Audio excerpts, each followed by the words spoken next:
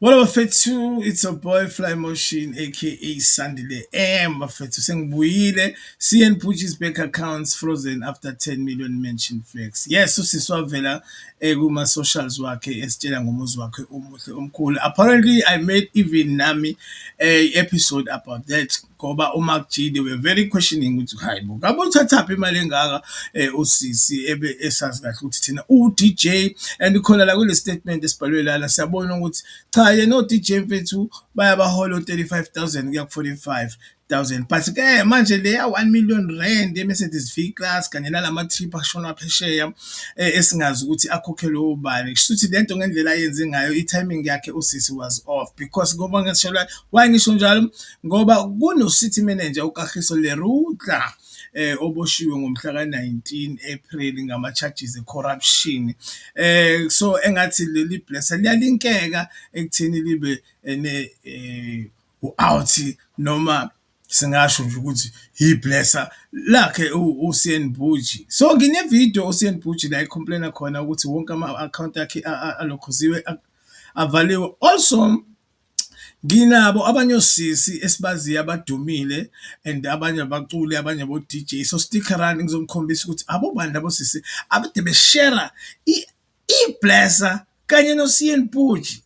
So I'm not sure whether you are ready for this. Later on, I've got a video la khona uCN Bhuji ekhala khona ngempela ngendaba zokuthi you akanawo akanamali like akanasenta akanatwa shuthi mhlambe mfethu kungenzeka yini ukuthi le mali nje uCN Bhuji bezenzele yona eceleni.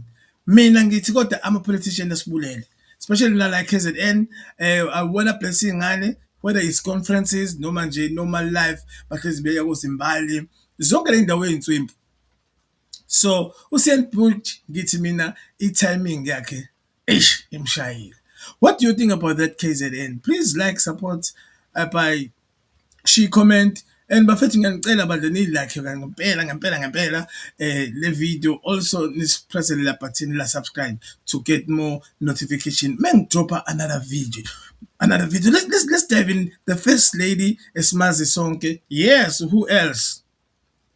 CN Bhuji. La CN Bhuji siyambona wayesahamba isikole well sharp moja shuthi lento slay queen noma yobhadi wayengakayicabanga kodwa look at what she's doing. Hayi uyabona ukuthi wayeseready. Okay, can you guess ukuthi ubani omunye usisi oshare iblesser nalo ngizokunika i-moment 1 2 3. Okay, asenze kanje.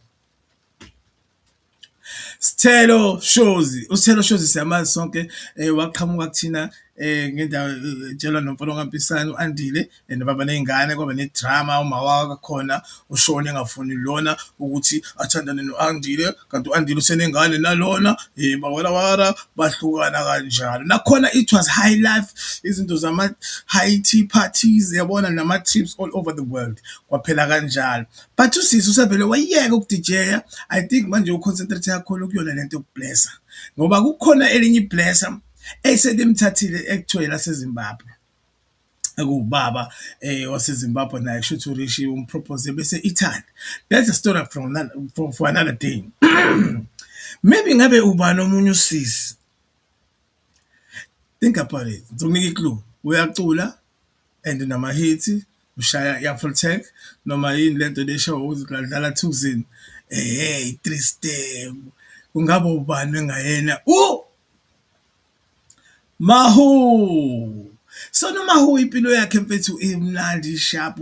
I remember my last time bekunenye video nje ekade khala ngokuthi iqhunyelwe yithayi ezokwenye event engangikuyona nami ezoperforma kuyona kwakuyi V-Class. Ongenzeka ukuthi uyena lo mjidelo ngizongikhombisa khona manje ukuthi ubani lo ochitha ama-V-Class kanje inja yezinja bafethu ukujebhula into engasikhethelelwa kuthenjwe namhlanje-ke isejele bafethu yaboshwa ngomhla ka-19 April ihambisana nobaba uJulius Mkhwanazi kuleli cala labo and asazi iyozala nkomona. Hit the like button lapho bafethu ngitshela ukuthi what do you think about this whole thing yama-blesser especially kulamaphatha abaphatha itheko sekithi abaphathi omasipala cause imisebenzi ayikho engenza abantu zilambile but imali ikhona edliwayo nama-slay queen. Buka nje uMakhuphe ayikho into ayiswele mfethu uMahu uyacula uyenza yonke into kodwa hey unano lo muntu. Can I show you this guy? But before I show you this guy, bengifuna ukwazi kunini ukuthi ngempela bafethu really kanti siphila kumuphi umhlaba bafethu yabo. I want to show you this video where uMahu actually on. But before angenze leyo nto, let me show you the guy. This is the guy. Yabo yilabo thaka bahle nje kuthiwa abajita ababukekayo, abajita abagrand. Yabo ngiyabazi labo baba banje mfethu bayiqedile ingane mfethu. Muwazi ukuthi wena nentombi efuna ukurayishelwa yilo baba vele uyihambise wena nje. Yabo ukuze nje ube uphume enkingeni vele uyihambise wena umthetho mfethu la intombi yami mfethu ngeze ukuthi uyayishela. All the best. Guys, you are watching Teben Online Podcast, and this is Fly Motion Bafethu. Thank you so much for my subscribers, and thank you so much for ukuthi uzofika kule moment, which means you really need to see or hear or watch le video kade ngithembisa ngayo.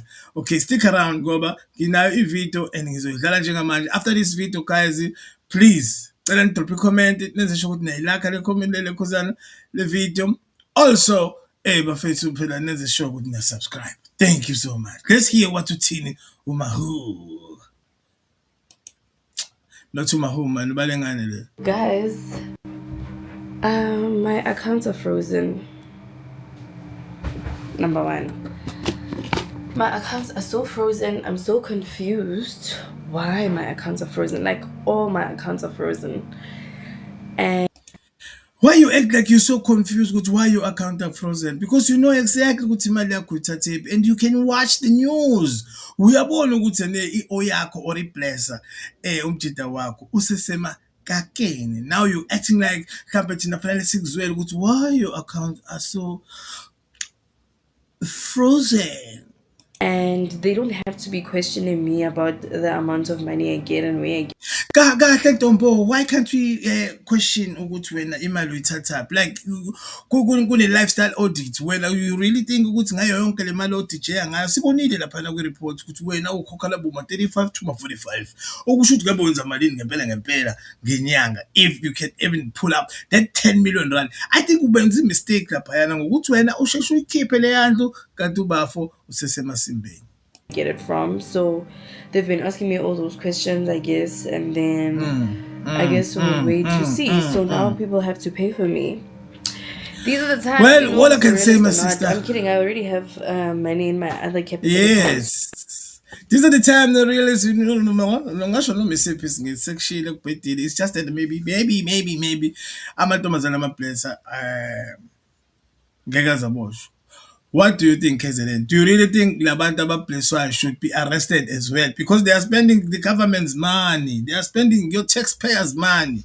What do you really think, KZN? Ababoshwe nabo sendibhuti because bayidlela imali. Ababoshwe bonke osithelo chose laba noMahu laba bacule njengoShebe Shakespeare lapha ejele. Hit the like button, subscribe, make sure bafethu you follow another video that is coming through on the screen. Thank you so much. My name is Fly Motion and you are watching Teben Online Podcast. DOP!